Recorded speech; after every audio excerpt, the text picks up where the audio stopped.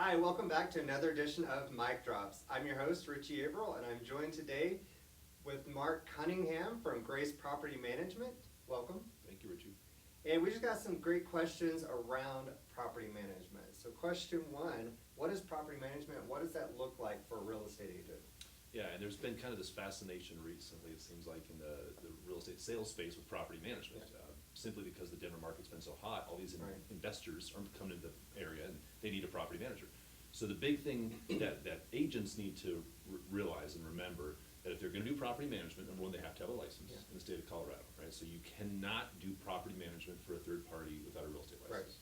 There's no specific licensing that the state provides for property management, it's just a real estate license. So if you're licensed, you can do that. The second big thing that agents kind of sometimes get tripped up on is the employing brokerage has to approve it. Yeah. So if you're an agent, your employing broker could say, no, I don't want you to do it, and you Right. can't do it. So you've got to do it with the blessing and the permission of your brokerage that way. But those are the two big things. Any agent, any licensed agent can practice property management as long as their employing broker has approved them to do it. Perfect. So you mentioned that having a license is one requirement. What are some other requirements or things that an agent should also know if they're interested in doing property management? Yeah, and it's complicated. I mean, it's a complex business. That's why a lot of Right. sales agents don't venture into it.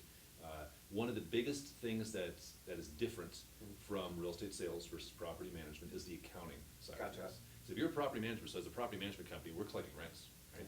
And the real estate commission and the state of Colorado are very clear on how the money has to be handled. Okay. Because it's not our money. Right. So we have to have several trust accounts set up. We have to do three-way reconciliations, and the state finds that that's the biggest mistake that many PMs make, many property management companies make, and that's where the most complaints come in from consumers, is around trust accounting. So that's the biggest thing, is like, get your trust accounting straight. And Right. it's not rocket science, but it's a little bit complicated. So you gotta make sure we get our trust accounting Yeah. correct. The other two big things to make sure that those folks have set up is they need a strong accounting software. Right? QuickBooks isn't gonna get it done. Right. You need true accounting software for the property management Okay. space. In a property management agreement prepared by an attorney, lease agreement prepared by an attorney. So once you kind of have those building blocks in place, Right. you can potentially be set to where if a client comes in and says, hey, here's the keys, manage my property, they can do it. Yeah. So I could just take your rent and put it into my bank account. You wouldn't want to do that. All right. No. So And that's what a lot of that's them the do, no-no. right? They'll just take it and say, well, I'll treat it properly. Yeah. I'll just put it in my account and I'll pay everybody out. Well, you can't do that. Okay. That's not legal because it's not your money. Exactly. So trust account's a big deal. So there's additional levels of protections there. Protections for the consumers, Perfect. correct. Perfect.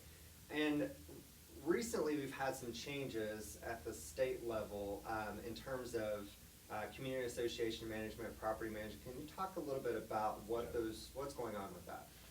So, community association management and normal quote-unquote property management are two separate things. Okay.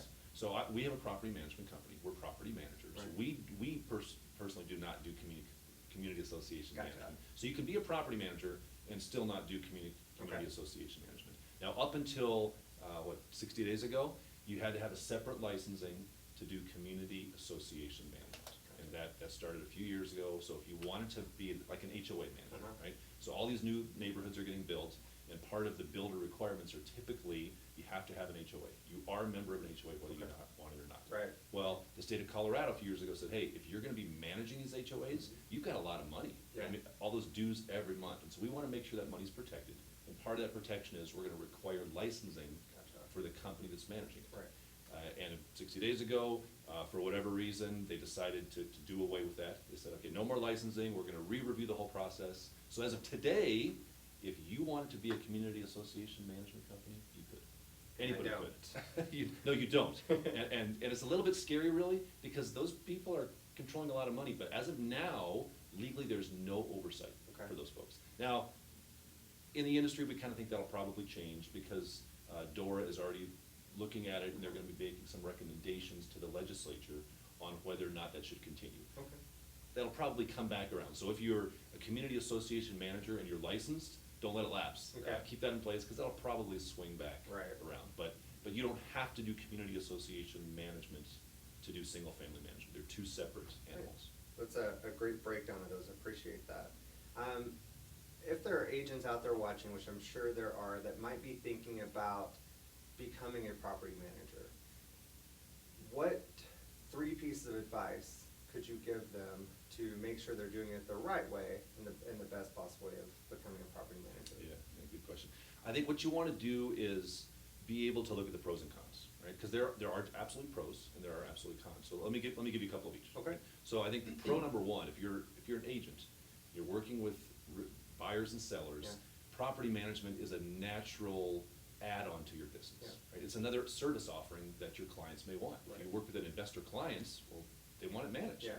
So it makes sense to potentially add that on as just a way to expand your business. Okay. Pro number one. Okay. Pro number two is it's recurring revenue. Right. Right, so we do sales as well, but if we don't sell anything for a month, we didn't make any money that Yeah. month.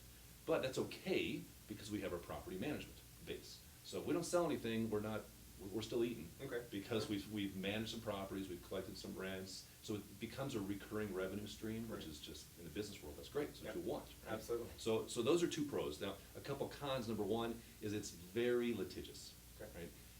We talked about trust accounting just a little bit, Mhm. management agreements. The majority of complaints that come in from the real estate commission are pertaining to property management. Yes. And when things go wrong, you get sued. Yeah. Right? So it's very litigious, that is con number Mhm. one. And I think the second con is it's difficult. It's not the same transaction, because it's not a transaction, it's a relationship. Yeah. Right? So if you come to me and you want me to represent you to buy a house, like, it's a sprint, right? I'm gonna do whatever you want, and I'll take your call at 3 AM. And I'm gonna go, I had one of my agents, she just told me she went to a closing, and before the closing, she was fishing dead fish out of a koi pond, because it might sabotage the closing. Yeah. I mean, anything. It's a good anything agent. to close. She's a good agent, that's right. Well, the property management side of things, it's not as transactional, it's relational. Meaning, I kinda have to pace myself. Yeah. I can't take a call at 3 AM every day, or I'm gonna burn myself Right. out. So we see a lot of sales agents that are very good burning themselves out in the property management space, because they come at it with that same 100 miles an hour, whatever it takes to get it done. And you still want to provide great customer service, Yeah. but hopefully you're gonna be working with these people for years and years and years to come.